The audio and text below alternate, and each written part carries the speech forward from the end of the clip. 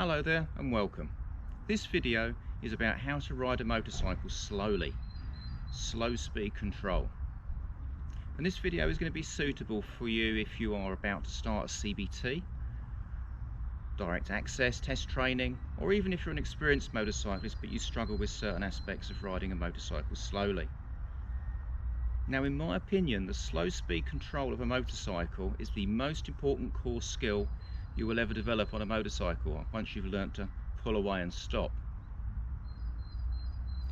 And it's one of the areas that I see that most students get really nervous about or worry about or find difficult to achieve, and that's understandable. So to achieve slow speed control of a motorcycle, we need to practice and we need to build our confidence. And that whole thing of building the confidence and building the competence is a nice little circle. The more competent you get, the more confident you get, and the more confident you get, the more competent you get. So practice is important. What I would say is that if you are going to practice this on your own motorcycle, just be careful. There's a very high likelihood you may drop your motorcycle. So if it's your pride and joy, make sure you protect those areas that are likely to come in contact with the ground, or use a motorcycle that you don't mind dropping. So when we look at slow speed control, we need to look at several aspects. And the first aspect is you, the rider. Most of our riding goes on in our head. And so if we adopt the correct mental approach to doing this, our riding will be a lot easier. And I hear a lot of things about people being very nervous and very tense, very negative in fact. I can't do this, oh, I'm going to drop the bike, this is difficult. We've got to try and get away from that mindset, because it will improve with practice and understanding. When you first start to learn or practice slow speed control, make sure you practice in an area that's got a reasonable amount of space. Therefore, if you need that extra space to run wide, it's safe to do so. And when you first start with these techniques, don't try and ride too slowly to start with. Let's make life easy and gradually learn the techniques and hone the use of those controls so that you can build your confidence. And what I do with a lot of my students initially is when they're first learning slow speed control, all we start doing is working with the clutch and the throttle. We don't worry about the rear brake initially. I'm going to explain those controls to you now in more detail. So it's also worth saying at this point that a lot of people get a little bit concerned about their module 1 or their CBT training, and there certainly seems to be a train of thought that people think that module 1 has been put in place just to make life difficult because we don't want motorcyclists on the road. That's absolutely not the case at all. The whole purpose of a module 1 is so that instructors and examiners can see and can build a competence into a motorcyclist to know that they're safe out on the road. So whilst you may not see the relevance of a slalom or a figure of 8 on the road, when it comes to negotiating mini roundabouts, junctions, especially tight left turns where they come back on yourself, right turns at mini roundabouts, this slow speed control is essential. And whenever I've seen a student who has a full license that's come for post-test training, many areas of their riding fall down or destroy their confidence on the road, specifically because they cannot ride a motorcycle slowly. So we're all right at sort of 10+ miles an hour, but when we come down to a walking pace, we see a problem, and this is where the feet come down. You should never be riding with both your feet down, because your feet are very vulnerable, and if they catch on something or get caught underneath the motorcycle, it will create you a personal injury, which you really do not want. So the feet are safest up and out the way, and if they're up and out the way, your balance is also going to be a lot better. So when we're dealing with slow speed control, the first thing we need to look at is ourselves. How do we fit in with this motorcycle? So the first thing to remember is let's be relaxed. What we don't want is very high rigid shoulders, locked solid arms, so that we cannot physically move the bike. Similarly, we want to be able to turn the head. We don't want the head rigid with high shoulders. And so sometimes you just have to remember to breathe and tell yourself to relax. So if you start to breathe, allow the head to move, keeping the arms so that they're almost parallel to the ground or nearest thereabouts. Bring the shoulders down And if you do have any tension, the only place to have it really is gripping with the knees into the tank, because the entire upper body needs to be flexible.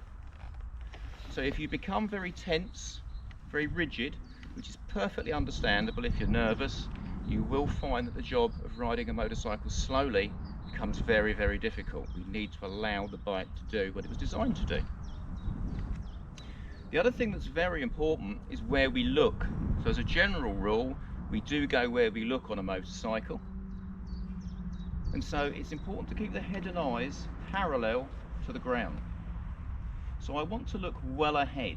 If you ever look at someone walking across a tightrope, they're not looking down, they're looking directly ahead. And that's what we should endeavour to do. Psychologically, that's very, very helpful. Because if you look down, you're likely to be drawn down. And the old saying is, if you want to go down, look down. The other thing is, if we look well ahead into the distance and see where we want this motorcycle to go, we're much more likely to keep the motorcycle moving, keep the power on, and keep the momentum going, which means we won't have a further loss of balance. What we do not want to see you doing is looking down at the floor like this, because it's not going to help you in any way. So good forward vision, a nice relaxed body is the first step to achieving good slow speed control on a motorcycle. The other thing you can do is talk yourself through it, give yourself a commentary, give yourself encouragement. Don't be afraid to speak out loud to yourself and encourage yourself to relax, or encourage yourself to use the techniques that I'm going to show you in a moment. So what we're going to look at now is the actual controls of the motorcycle and how we achieve slow speed control. So slow speed control is a combination of using three controls on the motorcycle: the throttle, the clutch and the rear brake. So the idea of using the throttle is that we bring the revs above tick over to give extra power. We're using the clutch to control the amount of power that goes to the back wheel, and we're using the rear brake to steady and control and slow the motorcycle in conjunction with our clutch. So the rear brake is often referred to as the controlling brake on a motorcycle. So the first control we're going to talk about is use of the throttle. So throttle use can really make or mar your slow speed control. And one of the most common faults I see with use of the throttle is that students will very often be quite harsh and aggressive with it. And for students that are transitioning up from a 125, for example, to a larger bike, this is often a big issue, because they get used to using lots of throttle control because they've got confidence with a bike that hasn't got a lot of power in it, and then we have to try and bring in that smoothness and that progressive use of that throttle because the bike's now got a lot more power. So whilst you should always be smooth and progressive, it's particularly critical for slow speed control. One of the ways we can achieve this is to develop the way that we use the muscles in the hand itself, particularly the part, the little web there where we go through to the thumb. And if we gently squeeze and roll the muscles, we can achieve very smooth throttle use, not only in bringing the power up, but also in gently lessening the power when necessary. And that way it enables us to get the correct amount of power to the back wheel. And if we've got a particularly powerful motorcycle, that can get a little bit exciting if we get it wrong, and we don't want that. So I'm just going to show you how that works with the engine.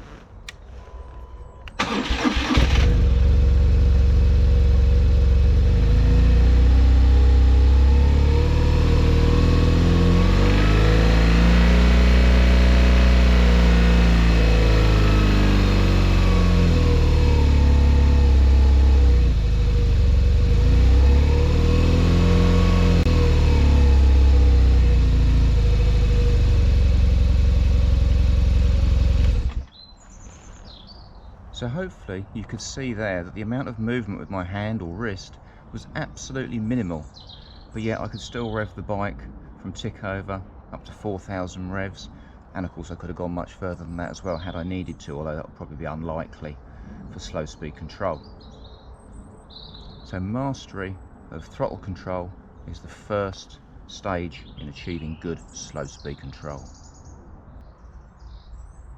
Okay, we're going to look at clutch control now. This is a vital part of slow speed control. It's a vital part of all control, because the clutch delivers the amount of power that goes to your back wheel. So when we master use of the clutch, everything else is going to be a lot easier. Let's just look at the clutch initially, so you can see that the clutch is in its resting position. Motorcycle clutches should have an element of what we call free play. So when you first pull that clutch, there's just a few millimeters of movement which doesn't actually do anything other than enable you to get to the point where you're going to start using the clutch, and that's designed there to stop excessive wear on the clutch plate, so it saves us from slipping the clutch by mistake. So I sometimes see some students trying to do slow speed control and they're just pulling on the free play. That's not going to help at all. So when we pull the clutch lever in to disengage the clutch, we should always pull it all the way into the bar. That way we can feel that it's touched the bar, and we've got a reference point in our brain there. Without looking down, we know the clutch is disengaged. So as you start to allow the clutch to come out, you reach what is called the biting point. I know experienced motorcyclists will know this already. And then as we go beyond the biting point, we go into the zone known as the friction zone, which is slipping the clutch, if you like, until the clutch comes all the way out and the fingers can relax, and then we are fully engaged. So when we're using slow speed control, the clutch needs to live in the friction zone. We're always going to be slipping that clutch to a degree. So when it comes to using the correct degree of clutch slip for slow speed control, I can't tell you exactly where that clutch needs to be. It's going to vary depending on the amount of lean, or whether you're going in a straight line, how much engine power you've put on, the weight of the bike, the weight of the rider, whether there's an incline. There's a lot of factors involved. I would estimate I probably use about 20 to 25% of my clutch when I'm doing slow speed control, but yet again that depends on the bike that I'm riding. It's only experience and practice that will give you the exact sweet spots for those moments in time to get it absolutely right. So the other important thing to mention about clutch use is we don't want to be pumping the clutch. We don't want to be letting the clutch move out rapidly. If you're very gentle and progressive with your controls, you will get to the point where you're getting feedback from the bike and you won't overdo it, so you'll know exactly where the correct spot is. Now you can see that the clutch and the brake levers are quite long, and they are long enough to take 4 fingers. I see a lot of people doing 2-finger clutching. I, as an instructor, don't like that. I'm sure there's many trains of thought on why it's okay and why it's not. For my taste, that clutch cannot come all the way back to the handlebar, and depending on the setting of the clutch, you may not be able to fully disengage the clutch when you need to. I also find that operating this clutch with finesse much more difficult using those 2 fingers. If I put all 4 fingers on the clutch, I've now got a lot more control, and I tend to use the little finger and the ring finger quite a lot to use that control as well. And so with slow speed control, some of the movements on the clutch that we're using may be as gentle and as small as that. So I'm gripping the handlebar by the web between my thumb and my hand, and I'm using the knuckles of the fingers to gently operate the clutch. And that's the degree of finesse that you do need when you're doing slow speed control.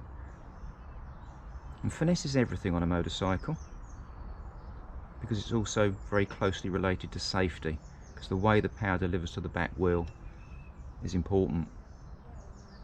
And on a rough or wet surface, if you let that power go to the back wheel too quickly, that's when you can have a loss of control. Another thing I'll see a lot in training as well is when someone's getting used to the bike and they think, oh, it's going to fall over, he said use more clutch there so it'll drive the bike away. I see people let the clutch fly out. You must always keep that clutch under total control. A clutch must never fly out, and you should never just let your fingers go on a clutch. Always keep your fingers in a state so that they never just outstretch. What you're doing here is you're building muscle memory. And the real good thing about building a proper disciplined muscle memory in the way that you use the control is that when you do get a situation that creates you stress or pressure, and you start to get a little bit panicky maybe, if you've honed that skill, you will always keep good clutch control, and that will keep you safe. Now this motorcycle has a dry clutch, which means if I slip this clutch constantly with lots of revs, the clutch is going to get hot, it's going to start to smell, and it's going to start to wear. With most motorcycles, fortunately, they have wet clutches, they're bathed in oil. And that means that they tend to wear less doing these sort of exercises. I know that the bikes we use at the training school haven't had a clutch in that I remember. So they're very resilient and they do take a lot of punishment.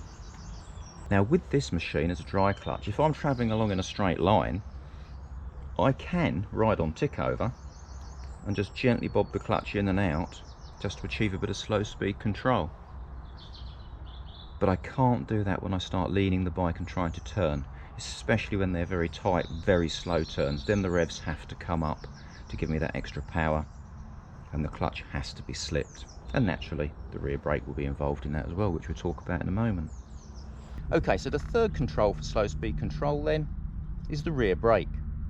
Now we don't have to use the rear brake for slow speed control, because if the motorcycle's just going in a straight line with no great demands at low speeds, it's quite possible to achieve slow speed control by slipping the clutch and just keeping the revs gently on above tick over. And in fact, on a bike like this, sometimes I can just gently dip the clutch in and out, because it's a dry clutch, on tick over, and I've got so much power and torque at the back wheel, it's fine in a straight line. But once we start to turn very tightly at very low speeds and we need to increase that power, we can't get away with just using throttle and clutch. We have to use the rear brake. So when we're doing slow speed control maneuvers, or anticipating that we will be, it's a good idea to get your foot in the correct position and start covering that rear brake lever. Therefore the rear brake is available to you at any moment you need it. So when you use the rear brake, make sure that you only use just enough brake that is necessary. What we don't want to see is the clutch almost fully engaged with loads of revs, then the bike's moving quite quickly, so we're then having to use lots and lots of rear brake. That starts to heat up the rear brake quite quickly, it'll heat up your clutch quite quickly, and it's not that good for the bike. But the rear brake is a fantastic controller of the motorcycle at low speeds. Similarly, just like we spoke about with the clutch, we don't want to be pumping the brake up and down. They're very smooth, gentle movements. And what we're doing with all of these controls is we are considering and sensing the effect they're having on the motorcycle and using them with a delicacy to achieve exactly what we want to achieve. Okay, so there's been a lot of information there. We're going to take a short break now. Please rejoin me in part 2, where I'm going to show you how to put all these things into practice and further enhance and develop your skills. Until then, take care.